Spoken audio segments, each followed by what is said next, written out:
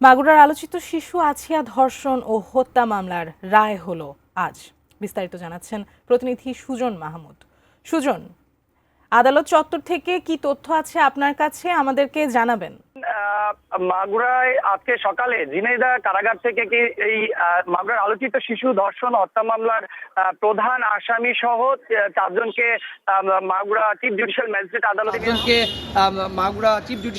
আদালতে নেওয়া হয়। তারপরে সকাল 9:30টার দিকে মাগুরা দায়রা জজ আদালতে নারী ও শিশু নির্যাতন দমন ট্রাইব্যুনালে এম জাহিদ হাসানের আদালতে তোলা হয়। সেখানেই তাদের রায় দেওয়া হয়।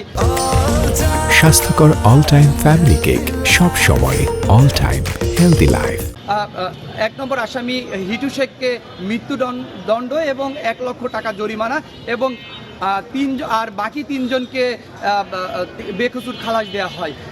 এছাড়া তাদেরকে ঘিরে কিন্তু উৎসুক জনতা কিন্তু ভিড় করেছে এই আদালত চত্বরে এবং প্রশাসনিকভাবে বিভিন্ন কঠোর নিরাপত্তার মাধ্যমে তাদেরকে আনা হয়েছিল এবং ইতিমধ্যে আমরা এই আদালত চত্বরে দেখতে পেয়েছি প্রচুর পরিমাণে প্রশাসনের কিন্তু ভিড় রয়েছে। তাছাড়া এখানের যিনি জাহিদ হাসানের জেনার আদালতে কিন্তু এই রায় হয়।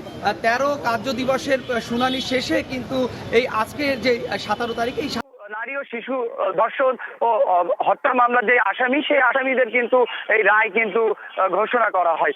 এছাড়া এই 9:30টার পরেই কিন্তু তাদেরকে এই রায় দেওয়ার পরে তাদেরকে এই আদালত চত্বর থেকে কিন্তু কঠোর নিরাপত্তার মাধ্যমে ঝিনাইদহ কারাগারে নিয়ে যাওয়া হয় বলে আমরা জানতে পেরেছি।